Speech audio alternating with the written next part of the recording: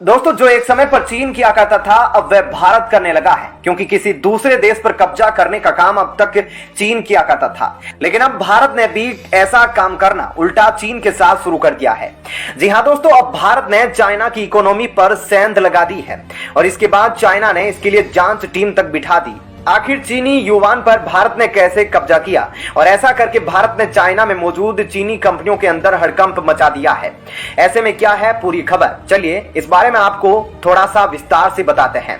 दरअसल दोस्तों, एक तरफ जहां सी जिनपिंग रूस यूक्रेन युद्ध को खत्म करने में लगा है और साथ ही दूसरे मुद्दों पर भी सी जिनपिंग का ध्यान था, तो ऐसे में उसे अचानक से एक रिपोर्ट मिली और इस रिपोर्ट ने चाइना के पैरों तले जमीन खिसका दी। दोस्तों, कहा जाता है कि यह जो महामारी आई थी, इस बीच एक बहुत बड़ा प्लान एक्टिवेट होना था और वह प्लान चाइना एक्टिवेट कर रहा था। ऐसे में जब महामारी आई और दुनिया भर की कंपनियां शट डाउन होने लगी, शेयर बाजार गिरने लगे और जब यह सब कुछ हो रहा था, तब चाइना क्या कर रहा था? चाइना फटाफट इन कंपनियों के शेयर खरीदने में लगा हुआ था और वह बड़े बड़े शेयर खरीद रहा था। ऐसे में जब महामारी का काल बीत जाता, तब दुनिया की टॉप बड़ी कंपनियों में चाइना की हिस्सेदारी होती 70%, 60% या फिर 50%। मतलब दुनिया भर की कंपनियों का कंट्रोल चीन के पास चला जाता। जी हां, आपने सही समझा, चाइना के पास चला जाता और ऐसी शुरुआत भी हो चुकी थी। एक तरफ महामारी से लोग मरे जा रहे थे, तो दूसरी तरफ चाइना डील पर डील फाइनल किया जा रहा था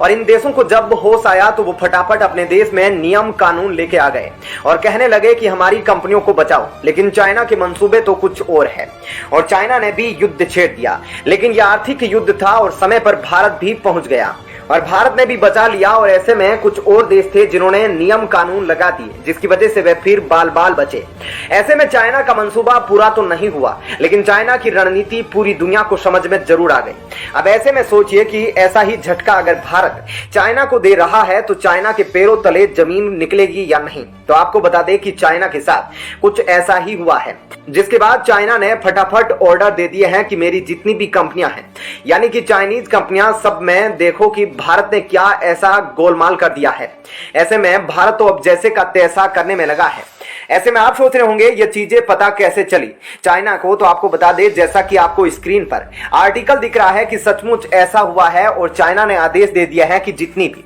भारतीय कंपनियां हैं जो चाइना के बिजनेस में इन्वेस्ट कर रही है, सबको चेक करो और कितना शेयर इसने हमारा लिया है। तो चाइना ने यूं ही ऐसा नहीं किया, बल्कि सिंगापुर इंटरनेशनल कमर्शियल कोर्ट में एक लड़ाई पहुंची, जिसके बाद चाइना की आंखें खुल गई। जिसमें भारत की कंपनी थी कीरी इंडस्ट्री और चाइना की कंपनी थी डा स्टार ग्लोबल होल्डिंग। कीरी ने 37% शेयर खरीद लिए थे डा स्टार के। ऐसे में जब चाइना को पता चला कि भारत की कंपनी ने 37% शेयर खरीद लिए हैं, तो उन्होंने कहा कि आप वापस से बेचो, हम वापस लेंगे। जिस पर कीरी ने कहा कि $603 मिलियन दे दो और ले जाओ, जबकि चाइना ने कहा कि डबल प्राइस देकर हम खरीदेंगे, इससे बेहतर तो हम एक नई कंपनी खड़ी कर लेंगे। और चाइना की सरकार के अंदर हलचल पैदा हुई और उन्होंने कहा कि इतनी कंपनियां हैं, सब देखो, डाई का काम, टेक्सटाइल का काम, इन सब में ध्यान दो कि क्या इनमें भारतीय कंपनियां घुस गई है। लेकिन देखा जाए तो ये एकदम से काफी तगड़ा वाला वार है भारत का चाइना पर। तो दोस्तों, ऐसे में इस खबर पर आपकी क्या राय है, कमेंट सेक्शन में हमें जरूर बताइएगा। चलिए अब जान लेते हैं एक और बड़ी खबर। दोस्तों, वैसे तो पाकिस्तान हर मंच पर कश्मीर का राग अलापता रहता है, लेकिन आज वह अपनी हार को बर्दाश्त नहीं कर पा रहा है, क्योंकि पाकिस्तान इस बात पर यकीन भी नहीं कर पा रहा है कि उसकी इतनी कोशिशों के बावजूद दुनिया भर में कोई भी देश उसकी बात को सुनने के लिए तैयार नहीं है। जिसके बाद पाकिस्तान को भारत और सभी G20 देशों की तरफ से एक काफी बड़ा झटका मिला है, जिसने कश्मीर को लेकर पाकिस्तान का जो प्रोपेगेंडा था उसे एक बार फिर से चकनाचूर कर दिया है और यह साबित कर दिया है कि अब दुनिया भर में कोई भी देश पाकिस्तान की इन बकवास बातों को सुनने में बिल्कुल भी इंटरेस्ट नहीं दिखाता। सिर्फ इतना ही नहीं, इस घटना ने इस बात को भी साबित कर दिया है कि आज भारत इस मुकाम पर पहुंच चुका है कि वह पाकिस्तान के हर बात को नजरअंदाज करके अपने खुद के फैसले ले सकता है, क्योंकि ऐसा करने के लिए राजनीतिक इच्छा शक्ति की जरूरत भी है, जिसे आज के भारत ने साबित कर दिया है। और अब भारत G20 की मीटिंग पर पूरी तरह से अड़ चुका है और साथ साथ भारत ने कह दिया है कि मीटिंग तो कश्मीर में ही होगी, आना है तो आओ, नहीं तो मत आओ। और भारत की बात से साफ पता चल रहा है कि उसने यह पाकिस्तान के लिए कहा है, क्योंकि पाकिस्तान ही वह देश है जो नहीं चाहता कि भारत कश्मीर में G20 की मीटिंग करे। ऐसे में क्या है पूरी खबर, चलिए अब आपको इसके बारे में विस्तार से बताते हैं। दरअसल दोस्तों, मीडिया एजेंसी की तरफ से निकलकर आई लेटेस्ट रिपोर्ट में इस बात का खुलासा हुआ है कि भारत ने पाकिस्तान की तमाम कोशिशों के बावजूद जम्मू और कश्मीर के यूनियन टेरिटरी में G20 की मीटिंग करने का फैसला किया है, क्योंकि जैसे ही पाकिस्तान को पता चला कि भारत उसके विरोध के बावजूद जम्मू कश्मीर में G20 की मीटिंग करने के पीछे नहीं हटेगा, तब पाकिस्तान ने G20 के सदस्य देश जैसे कि चीन, तुर्की और सऊदी अरब से गुहार लगाई कि वह भारत सरकार को जम्मू कश्मीर में कोई भी मीटिंग करने से रोके और भारत पर दबाव बनाए कि वह एक विवादित क्षेत्र में G20 जैसे बड़े और महत्वपूर्ण अंतर्राष्ट्रीय संगठन की मीटिंग का आयोजन नहीं करा सकते। लेकिन भारत ने अपनी डिप्लोमेटिक क्षमता का इस्तेमाल करते हुए पाकिस्तान की सारी बातों को सिरे से खारिज कर दिया, जिसके तहत भारत कश्मीर में G20 की एक बड़ी मीटिंग का आयोजन करेगा और इस मीटिंग में सभी मेंबर देश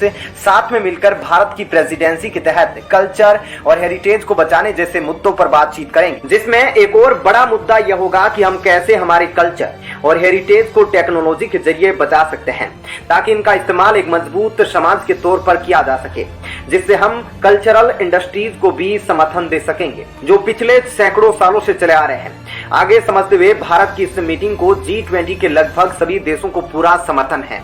हालांकि इस बात से भी इनकार नहीं किया जा सकता कि जम्मू कश्मीर की यूनियन टेरिटरी में होने वाली G20 की मीटिंग भारत के लिए काफी रणनीतिक महत्व रखती है, जिसे हम जियोपॉलिटिक्स में भारत का एक गेम चेंजर भी कह सकते हैं, क्योंकि आज तक पाकिस्तान जहां एक तरफ अपने प्रोपेगेंडा का इस्तेमाल करके कश्मीर और कश्मीर के हालातों को बदनाम करता आया है, वहीं दूसरी तरफ जैसे ही G20 के रिप्रेजेंटेटिव खुद कश्मीर में उतरकर वहां के सामान्य हालातों को देखेंगे, पिछले 75 सालों में पाकिस्तान का किया गया पूरा प्रोपेगेंडा बर्बाद हो जाएगा और कश्मीर समेत भारत की एक नई इमेज अंतर्राष्ट्रीय स्तर पर सामने आएगी। लेकिन कश्मीर में G20 की मीटिंग का सफल आयोजन करने के बाद भारत अब अरुणाचल प्रदेश की तरफ देखेगा, जहां पर आगे भारत को G20 का आयोजन करना है, जो बिल्कुल पाकिस्तान की तरह चीन के दावों को खारिज कर देगा, क्योंकि आज पूरी दुनिया भर के सभी देश अरुणाचल प्रदेश को भारत का एक अभिन्न हिस्सा मानते हैं, जिसके तहत अगर G20 की मीटिंग अरुणाचल प्रदेश में की जाए तो यह भारत के क्लेम को पूरी तरह से प्रमाणित कर देगा। तो दोस्तों, ऐसे में इस खबर के बारे में आपकी क्या राय है, हमें कमेंट करके जरूर बताएं।